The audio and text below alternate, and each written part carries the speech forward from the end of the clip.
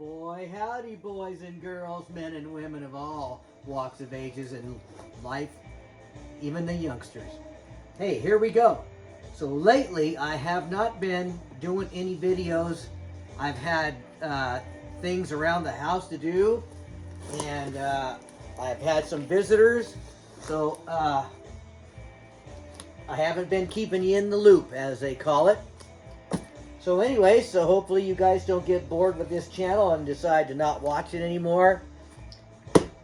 I want to first apologize because I had that Dualsonic, that last one that I made videos on, that was kind of vintage looking and not really distressed, but just old and kind of wore out. That didn't work out. I wanted it to work out, and I tried it a bunch of different ways, and it just wasn't quite what I wanted. And since I'm probably going to keep that one, I decided that, you know what, I'll just take all that paint right back off there and do it again. It's always something with paint, especially as you've noticed. Every time I build a guitar, I have some kind of paint issue. Some of it's just me goofing it up.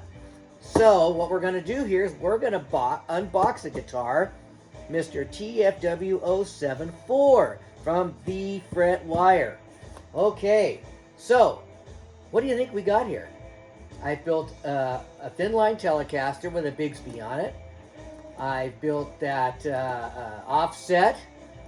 I built the green Dualsonic, which I ended up giving away. And I've done something else, who knows what. And I did show you and unbox a PRS with a flame maple top I haven't got to yet. But that'll be next. But let's see what's in this box. This might be mighty cool, or who knows, it may end up being defective and I may have to send it back. You know, that just happens with these things sometimes. Here you go. The Fret Wire. There it is. So what do we have here? What should we look at first? Oh heck, let's take the body out. A couple of little pieces of tape on here. This is something, I bought one of these before last year, and I had to send it back because it just had too many flaws in it. And oh man, as far as I can tell without looking at it yet, this thing's gonna be amazing. It's got, this one's got a big problem too though, dang it. Or maybe I'll do something about that. Check it out. I thought this was going to be flame, but it's curly. Curly maple top. It's got binding on it. I'm not sure what the back is. It's not too bad.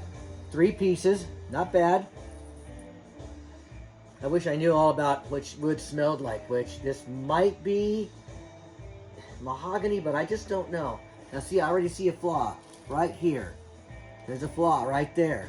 And this is exactly what was on the last one. If I can get this in the right light, right here, it looks really bad, but it looks to me, honestly, like it's the binding is too high. So maybe I can get away with just, you know, fixing that, but it's kind of boogered up here. Got a couple little spots, but because this is the kind of guitar you want to, yeah, see, they just, and I just don't know how much of that is always the same as far as, you know, as far as how these things come to you. Maybe they're all like this, but this is a total hollow. Les Paul, obviously. Double F holes. It's got some flaws, but you know, as much as I mess things up, hey, why don't I just go ahead and keep this one? See how bad I can mess this one up instead of sending it back and trying to get a new one. I think that's a great idea. I'm sure you do too. I love that body style. Well, I love the body style with the quilted maple top. I'm not a huge Les Paul fan, mostly because a real Les Paul is quite a heavy guitar, and I just never have liked heavy guitars. So let's see what this is. This looks like a neck. And I'm hoping it has the same kind of a not a Les Paul headstock, and boy it isn't. I'm very happy about that. Yeah. Okay, this is probably a rosewood fretboard. Maybe not. It might be some kind of engineered wood, but it's actually bound, as you can see. And all, you know, though, it's kind of scary because it kind of feels like this thing got wet. There's a big spot right there, if you can see it. Looks like just a spot of dampness. Dampness? Anyways, 17, 18, 19, 20, 21, 22, 22 frets. You know, because it's bound, you wouldn't have to do anything to these frets at all. They feel really good. There's a few tiny flaws. Of course, it's got a scarf joint on it. It's got a already pre-glued in nut, which probably will have to go. But I love this headstock being like this because it's not like a standard Gibson that's big and, you know, your strings have to go out like that. This one looks like they'll go right up and it won't have too much of a tension area right here on the D and the G string. I think they are. So cool. That's not bad. We like that. Let's see if it even fits in there. Let's get this guy back out.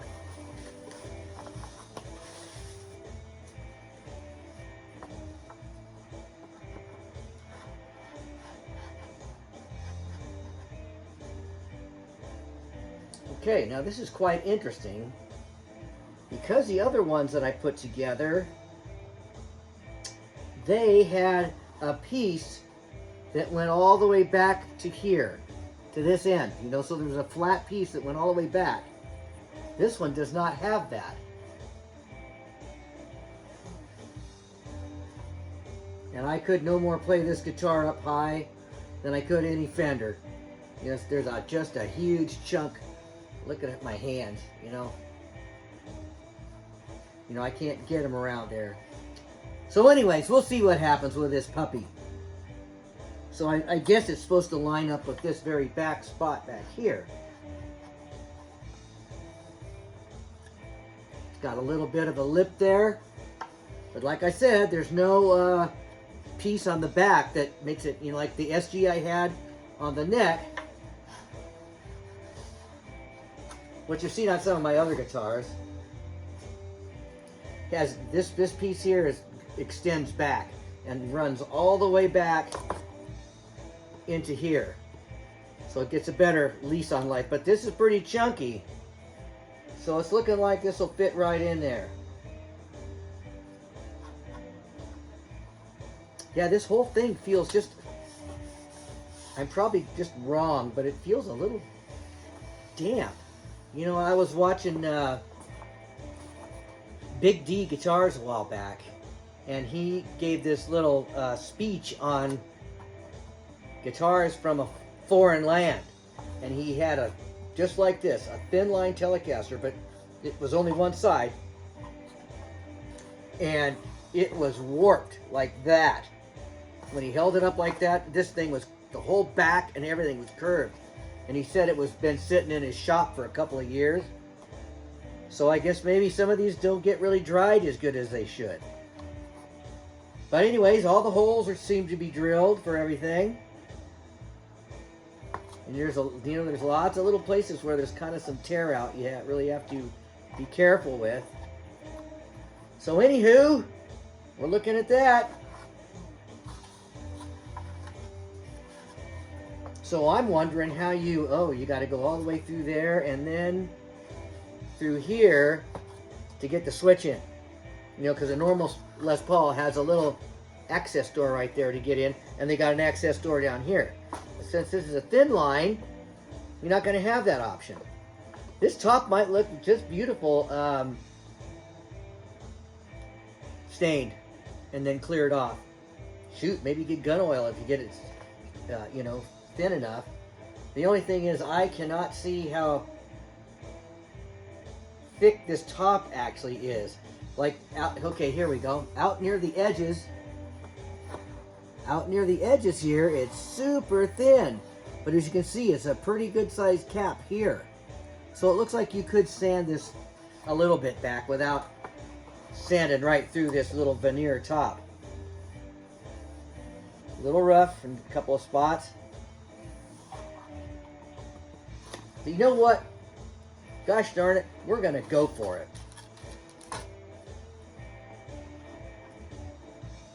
And the neck, I gotta say, the neck fit is really tight.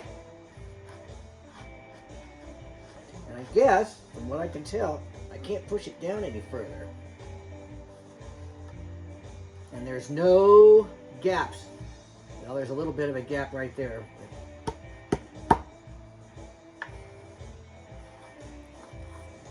What do you think? Could I be a rock and roll guy? Used to be. Not anymore. Yep, see, every time you do something, another piece of wood comes out of there. That's what I really dislike about these types of guitars. You know, and the more times I do that, the more it's going to just chunk out of there.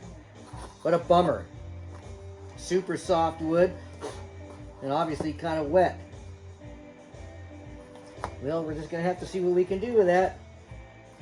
So anywho, folks, there's really no need to show you all this. I know some guys do and some guys don't. I guess we could look at it a little bit to see what they want us to put in this thing. Looks like your typical couple of inexpensive humbuckers. They say FC. Ooh, you got an FC52 and an FC50. That's really bizarre. There's only one wire coming off this. Seen plenty of 2 and 4 wires, but there's just a grounded shield cable kind of, and then a white. Same thing here. So because we don't really know exactly where this will go, we'll probably just have to figure it out by how long the wires are. And I think the red wire is just, nope, they're almost the same. Red wire is a little bit longer, so it may be, the 50 may be the front one.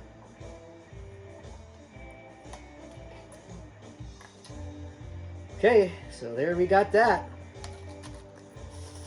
And I think we've just pretty much got all the standard stuff. Standard, kind of inexpensive tuners.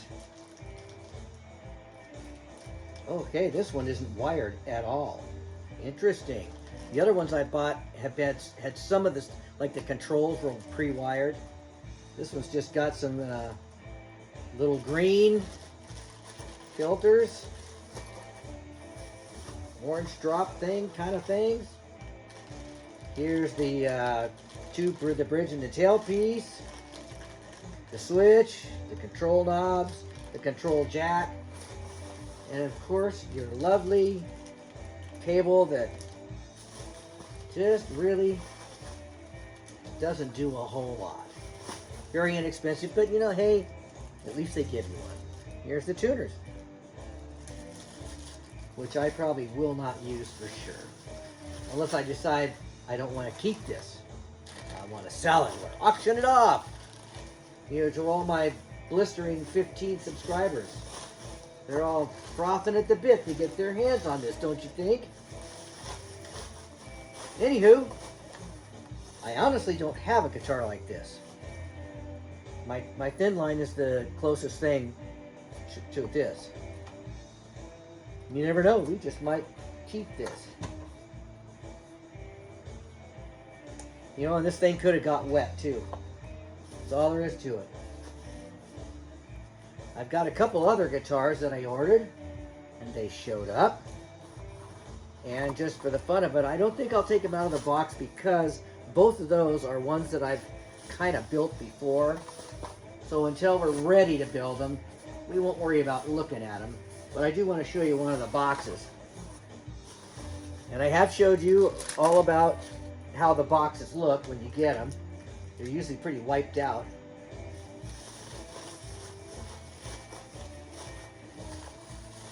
Okay, well, we're doing pretty good so far, except for that tear out, which is a real bummer because that's an area you're definitely going to see.